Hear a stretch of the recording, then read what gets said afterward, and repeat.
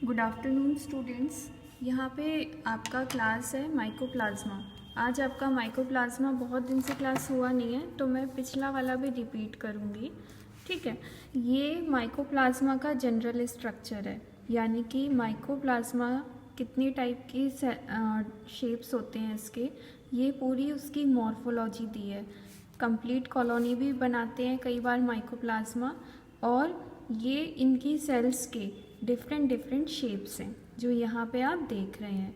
ठीक है, माइकोप्लाज्मा एक very small non motile prokaryotic organism है जो कई बार पैरासाइटिक भी होता है और सेप्रोफाइटिक भी होता है।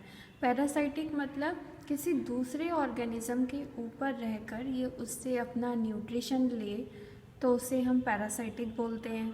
सेप्रोफाइटिक का मतलब होता है सड़ी गली चीज़ों पे ग्रो करे, तो इसको हम बोलते हैं सेप्रोफाइटिक। इसके अंदर सेल वॉल नहीं होती। ठीक है, माइकोप्लाज्मा का स्ट्रक्चर अगर अपन देखेंगे तो इसमें 3 लेयर्ड प्लाज्मा मेम्ब्रेन होती है सेल वॉल की जगह पर। इसके बाद इसमें डीएनए, आरएनए, प्रोटीन और राइबोसोम प्रेजेंट रहते हैं। ये बैक्टीरियल फिल्टर के थ्रू आसानी से पास हो जाता है। इसके अंदर 4% डीएनए और 8% आरएनए प्रेजेंट रहता है। और माइकोप्लाज्मा पॉलीमॉर्फिक होता है, मतलब इसके अलग अलग शेप होते हैं, इसके शेप वेरी करते हैं। ठीक है, अब हम बात करते हैं इसके सेल स्ट्रक्चर की। सेल स्ट्रक्चर देखिए, ये वाला जो है मॉर्फोलॉजी है, ठीक है, माइकोप्लाज्मा की, और ये जो है ये है सेल स्ट्रक्चर।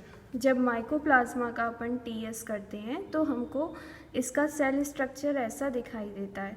इसमें हम देख रहे हैं, देखो जो जो अपन को दिख रहा है वही आपको अपनी लैंग्वेज में लिखना है कि सबसे पहले तो आउटर 3 लेयर्ड प्लाज्मा मेम्ब्रेन होती है माइकोप्लाज्मा के सेल स्ट्रक्चर में।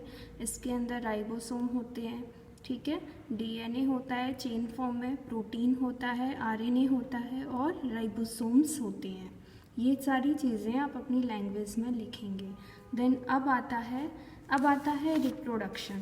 रिप्रोडक्शन की बात करें अपन, रिप्रोडक्शन बहुत इम्पॉर्टेंट है। ठीक है, रिप्रोडक्शन में ये डायग्राम बना हुआ है। इसमें सबसे पहले क्या होता है, सबसे पहले माइकोप्लाज्मा की सेल में अनइक्वल डिवीज़न होता है, जिसके कारण एलिमेंट्री बॉडीज़ बनती हैं जिनका साइज़ 330 से 450 μm होता है। यानी कि माइकोप्लाज्मा की सेल्स में अनइक्वल डिवीज़न होता है, जिससे एलिमेंट्री बॉडीज़ का फॉर्मेशन होगा जिनका साइज़ 330 से 450 μm होगा। ये जो बॉडीज़ बनती हैं, ये जो न्यू सेल्स बनती हैं बहुत ही माइन्यूट होती हैं और फ्रीली रहती हैं। ठीक है, थोड़े ग्रो होने के बाद थोड़े टाइम तक ये ग्रो करती हैं। ग्रो होने के बाद ये लॉन्ग हो जाती हैं, राउंड हो जाती हैं और लार्जर बॉडी बना लेती हैं। इन लार्जर बॉडीज़ के अंदर एलिमेंट्री बॉडीज़ बनती हैं, और लार्जर बॉडीज़ के रप्चर होने के बाद ये जो एलिमेंट्री बॉडीज़ हैं ये रिलीज़ हो जाती हैं। इसका डायग्राम मैं आपको बुक में से सेंड कर दूँगी। ठीक है, अब इसमें हम बात करें माइकोप्लाज्मा प्लांट्स के अंदर जो डिजीज़ फैलाता है, इसको आपको याद रखना है। यानी कि प्लांट्स के अंदर sandal spike disease, elm leaf scorch disease, little leaf of brinjal, bunchy top of papaya, chestnut yellow disease, areca yellow leaf, lethal yellowing of coconut, ये डिजीज़ के नाम आप याद रख सकते हैं। इसके बाद माइकोप्लाज्मा का ट्रांसमिशन कैसे होता है, सबसे पहले तो डॉडर के थ्रू। जैसे कि डॉडर जो है टोटल स्टेम पैरासाइटिक प्लांट है, टोटल स्टेम पैरासाइट है, कुछ प्लांट्स के ऊपर रह के उन्हीं से न्यूट्रिशन लेता है ये, और ये माइकोप्लाज्मा को एब्जॉर्ब करता है अपनी फूड की तरह फ्रॉम डिजीज्ड होस्ट प्लांट से। और यही डॉडर जब हेल्दी प्लांट के ऊपर गिरता है तो वहाँ उस हेल्दी प्लांट की बॉडी पे माइकोप्लाज्मा का ट्रांसफ़र हो जाता है, जिससे माइकोप्लाज्मा डिजीज्ड प्लांट से हेल्दी प्लांट में ट्रांसफ़र हो जाएगा। इसके बाद है ग्राफ्टिंग। अगर डिजीज्ड प्लांट को हम हेल्दी प्लांट के साथ ग्राफ्ट कर देते हैं तो माइकोप्लाज्मा हेल्दी प्लांट के अंदर ट्रांसफ़र हो जाएगा। बाय मैन, यानी कि ह्यूमन बींग्स जो हैं ये एग्रीकल्चरल फील्ड में काम करते हैं, ठीक है।